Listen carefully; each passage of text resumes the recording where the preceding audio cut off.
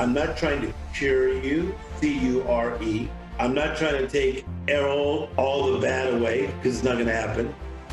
I'm not trying to make you perfect, because that's not going to happen. But I can help you get better. And better is good.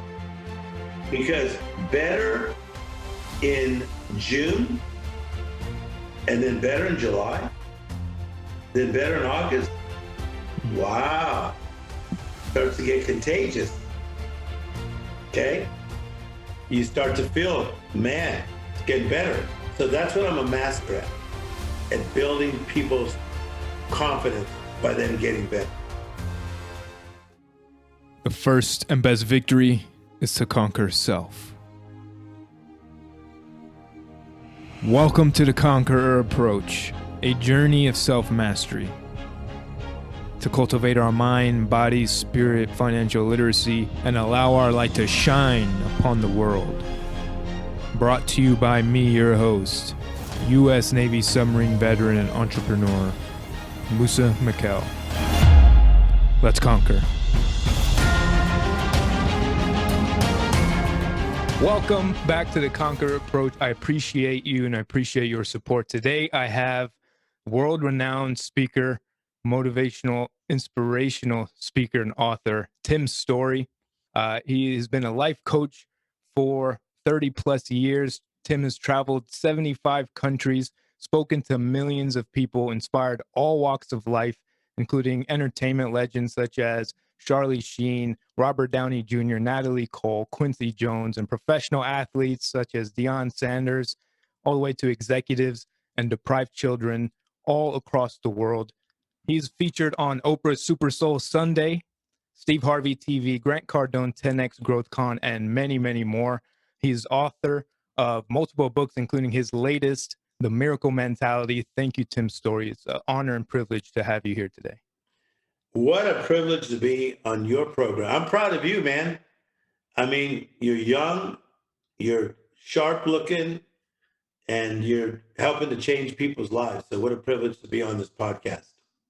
And that means a great deal coming from you. And the whole idea of the Conqueror approach really comes from the mindset and helping people have the mindset on their journeys to self-improvement and self-betterment. And the quote that is really the core of it's the first and best victory is to conquer self. And that all comes from mindset and the mentality we have. And that's why I deeply resonated with your work and especially the miracle mentality. And I wanted to talk about that a little bit. For those who may not have heard of the book or have read it yet, can you tell us a little bit about what the miracle mentality is? Yeah. The miracle mentality is, the idea of a miracle is something uncommon, not regular, not status quo. It's something extraordinary.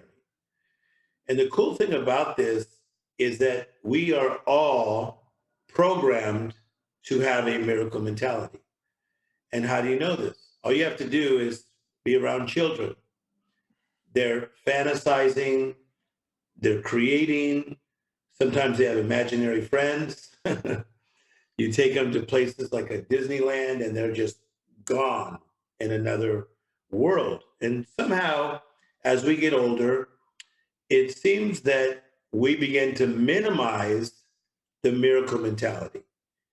So this is a lot of research with a lot of researchers, and me as a writer. This is my 10th book, with an amazing editor who teaches at Princeton, where we compile this book, and it is really working and getting great feedback, because I think we all want to get back to who we really are, and that is people that have a miracle mentality and have the extraordinary life we were destined to live.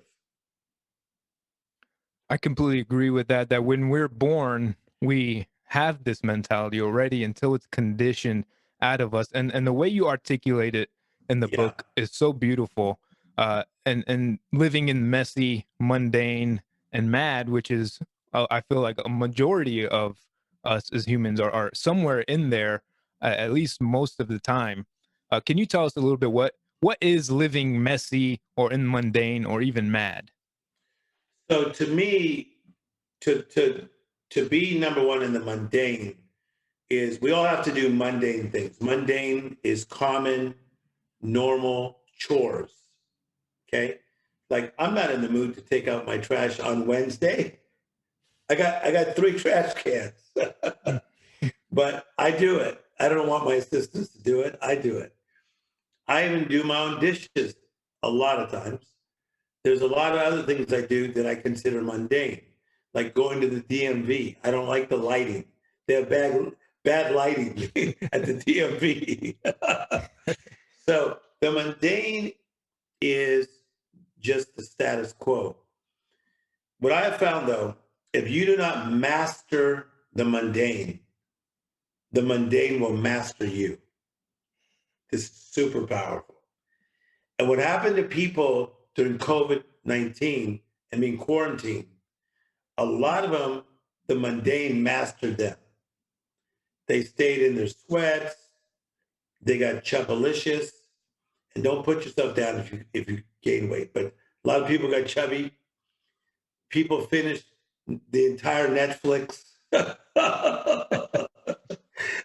They had to get Discovery Plus because they finished Netflix. So that's the mundane mastering you. So, but here's the challenge, man. You can go from mundane, and just when you think that's bad enough, it's being stuck there, then your life gets messy. Messy is disheveled, unorganized, disorder. So now you got to reorder your disorder. Good stuff, right? Mundane, messy, it escalates the madness. I'm overwhelmed. So this book, The Miracle Mentality, teaches you how to deal with the mundane, deal with the messy, deal with the madness. We can deal with them and we can defeat them, mostly with your approach. I like this whole conqueror idea. No, I appreciate it. And something that really stood out in the way I evaluated where I was at or where I've been, or if I'm in the messy or mad, is something that you mentioned, which is clutter and the mess around us. So it's interesting how the messiness in our mind can manifest into our surroundings and our environment. And that's something that I really took away from the book. And how though is our environment a reflection of our minds? Yes. So what happens is that some people are just messy people, but yet they could create magical things in the midst of a mess. Like I know good rappers that smoke weed all day and they just like their studio's a mess, but people are listening to their stuff. But that's not the best version of themselves. Mm-hmm. So what I always say to people is, because they'll say to me like, yo, man, I'm doing great. You know, I mean, obviously look at what I'm doing and people love me. I got money. And this. I go, yeah, but let's talk about missed potential. Mm-hmm. Look what you could be if you weren't doing all that. Okay. So no doubt about it, you can create magic in the midst of a mess, but you can create even better magic in the midst of clarity. Mm-hmm. I think that falls into the realm of you're having success now. However, what's possible? 100%. Yeah, what's possible if you have that clarity? Okay, let's go there real quick because you're still a young guy with just massive potential. And I want to give you my phone number. I want to continue to talk to you because you got it. I know when somebody has it.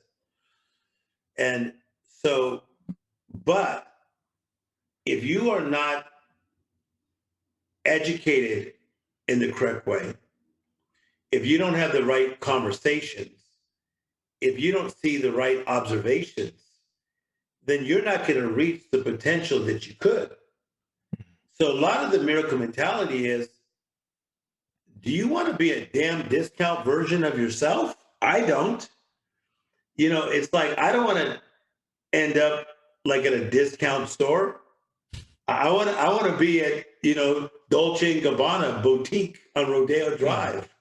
So it's all about a choice. So even though I was raised in a lower income family and, we didn't have much money, we were confined, we were cluttered, the reason I think that Tim's story just went boom, I made a choice.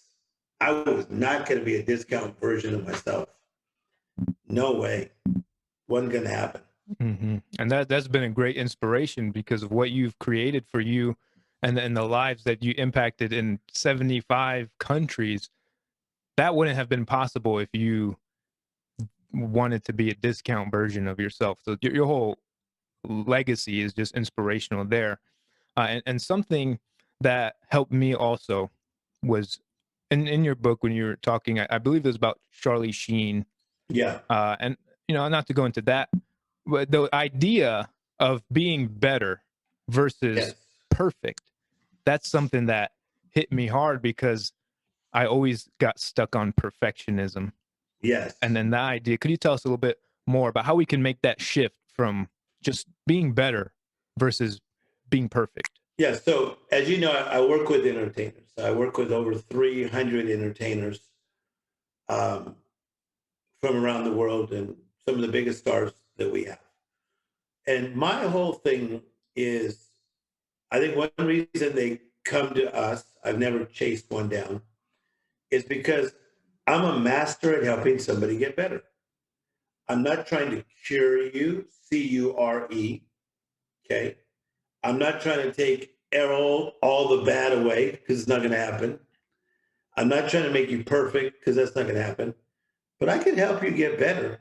And better is good because better in June and then better in July, then better in August. Wow. Starts to get contagious. Okay. You start to feel, man, it's getting better. It's like, let's say Ronaldo. Let's say if Ronaldo was in a slump and scoring goals, but he had 3 games in a row where he was better. What's that going to build? It's going to build his confidence. So that's what I'm a master at building people's confidence by them getting better. And I use the illustration of Charlie Sheen because that's my brother. Like, that's my real friend. Me and Charlie have been friends for over 20 years. So even if he has his ups and downs, no matter what he goes through, the idea is, okay, you may have like messed up again, but let's get better. And that's something that ties into the perception of celebrities and fame. People just idolizing them, which they're extraordinary people in their own creativity and their own passions. However, there's something to say that even behind that, they still have a lot of the same struggles that most people have, and they come to people like you to help them get better and to find a balance between their fame and careers and life. So with that, what are some of the starting tips or getting someone into a place where they can feel balance between their careers and their personal lives? How do you help them bridge that? Okay, so you framed that question perfectly. You're super good at what you do. Okay. So you have 2 things. You have your humanity and you have your ambitions. Okay. So let's say a Denzel Washington. So Denzel is a phenomenal actor. All right. Let's go to a whole different type of person. Let's go to a Johnny Depp. Great actor. Robert De Niro. Great actor. Okay. Nicole Kidman, great actress. So that's their ambitions, or that may be their career. But with their ambitions and career, they still have humanity. The humanity is the physical, the mental, the spiritual, the family, the social life. It's deep, right? So what I think what a lot of people have done is that they have minimized the humanity side to maximize the career side. A lot of times, mostly young people, like, dude, I'm on my grind. I beat the sun up. And the sun's like, yo, dude, I've beat you up before you were even born. So the sun's not impressed, just so you know. Mm-hmm. The sun's not going like, West Side. So you got the humanity of the physical, the mental, the spiritual, the family, the job, the career. Then you have the ambitions and that thing that you're doing in life. And the key is you have to master the humanity side for you to maintain the other side. If you don't master the humanity, you're going to blow up, okay, and sabotage even the greatest career in the world. And this is what we see all the time, right? Mm-hmm. You see it in white collar crime where people go to prison because they didn't master their humanity. They go to jail for other things. They lose stuff. They die early. So, yeah. So the miracle mentality can be something that we use to master our humanity and also master our career dreams and aspirations. Absolutely. And when it comes to making those major shifts, and you have a pretty big spiritual presence in the Yeah. spiritual community, is that something that you help people understand or get in touch with their spirituality or building up faith when they are beat down? Yeah. So here's what I would say. Because I've traveled so much, 75 countries is a lot. It is. I mean, you try going through the TSA in 75 countries. But I'm going to blow you away. Some countries I've been to 80 times. Like I've been to England 80 times alone. I've been to Sweden 68 times. So I've been traveling since I was 20 years of age. I'm 60 now. So for 40 years, I've been out there talking to people from orphanages of 6 kids to 85,000 people at a time. So what I have found as I have traveled the world is that most people have similar things that they want, similar desires, whether you be in Bangladesh or whether you're in Stockholm, Sweden. There's a lot of similarities that people have. And you know what they want? They want to live up to their potential. Okay. And so I would say, if I was to ask you, what do you want out of life? You want to live up to your potential. You don't want to be a discount version of yourself. Mm-hmm. No, that's powerful, because I don't even know how many, like, if I know anyone who's traveled that much. So to see that many people all have the same similarities or desires, I feel like that just shows how connected we are as a humanity. Yeah, but let me answer the spiritual question, Yeah. because I left that part out of the answer. The spiritual thing to me is, in traveling to all these places, I have respect for anybody's vantage point. So whether they are non-spiritual or they were raised in a certain religion, I have respect for where they're coming from. That's their vantage point. That's their point of view. Fair enough? Yeah. So when I share my story of spirituality, it's my story. So it's what has helped my life, what's transformed my life. I talk about that story. And what I've found is, one reason I'm respected across the board by so many other religions and do things on so many religious platforms is because I'm respectful, but they let me tell my story. And so my story is that, my relationship with God, my relationship with Jesus Christ has transformed the way I think, the way I live, the way I conduct myself, and that's what's working for me. But I think that it's not always verbal that's the best thing, mostly nowadays. I think it's more your conduct. So people more want to see what you're really about. So I try to um, respond more by my conduct than by my words. Right. And I think that's a powerful way because they see your being, the way you show up and contribute, and the way that you do show respect in so many different areas or religion Mm-hmm. platforms. And that just shows that you're a role model in as a human, that Thank you. you're a leader of what I believe is our highest level of expression is that love, because that's what I see from your work. No And doubt, no doubt about it. Like I'll work with anywhere from the Dalai Lama all the way to Deepak Chopra, who I consider a friend, to Protestant Christian leaders, to Catholic leaders, to Jewish leaders. Why? I think that we're God's creation. And I think that anybody that goes beyond that, that they're missing something.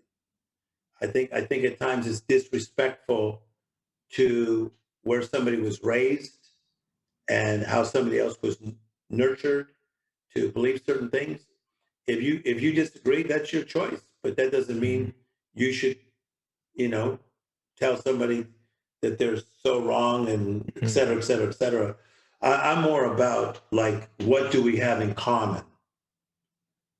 But again, I was very much influenced by people like Mother Teresa and Nelson Mandela. mm-hmm. Those are my guys. I'm not like vibing just on Elon Musk or Jeff Bezos. And congratulations to those guys. But I'm more about like Mother Teresa and Nelson Mandela. That's what I'm up to. And that's what I agree with that, because when I look at the miracle mentality and the mindset that creates miracles, I feel like it stems from that kind of view or a vantage point where you can see others and accept and respect what they believe and still have that love, because a lot of that inner anger or hatred or resistance, I feel like that's what keeps us in like the messy or mad. Is like 100%. And the thing is that, we're close to 8 billion people now. Okay. Mhm. And if you look at just the country of India alone, how large India is, if you come from the Western world and you're mad because a whole nation does not believe the way you believe, then you're going to be in some weird conflict the whole time. Mhm. So I think that even the way I read the Gospels about Jesus, that he moved with compassion. Everything was about compassion, love, but him showing that, truly, I was sent by the Father to heal the brokenhearted, to mend people, to set the captives free. So I think the best way of showing that kind of faith, if that's your faith, is by your conduct. Once again, love is known by the action it prompts. That's super cool. Mhm. Love is known by the action it prompts. Like, for instance, when I was a kid, they didn't have what you guys have, DoorDash. Like, what the heck is that? So I got a lot of young people around me. You'll always see young people around me because I need it. So they decided to order food. So they're all busy in my house doing stuff because it's like a house slash workplace. So I answer the door. And when I answer the door, the lady that's there goes, oh, I said, what? She goes, oh. I said, what? She goes, you're Tim Storey. I go, yeah. And she started getting all emotional. And she says, you don't realize you have changed my life. I follow you and you have changed in my life. And she was shaking, crying and shaking. I never met her before. I never tried to life coach her and change her. And she was saying it wasn't just my words. She says, it was the things that I see you do on social media. You're funny. You're at your mother's house. You're joking with people. You're kind to people. To me, that's a bigger compliment that I'm the greatest in the world. That's how I see it. Mhm. Absolutely. And that just says so much in and of itself, that your message can transform lives. And you didn't even meet her personally, Yeah. and that was still able to transform lives. And that just shows so much how much love you put into the work, and being such an inspirational messenger uh, of of what's possible, and being the best version of ourselves. And honestly, I personally believe that the best gift we can give is our authentic self and our time. And you've done that here, and I really, really appreciate it, more than I can express through this call. And Yes. I just really want to thank you for sharing your time and sharing your message and all the work that you do and continuously do.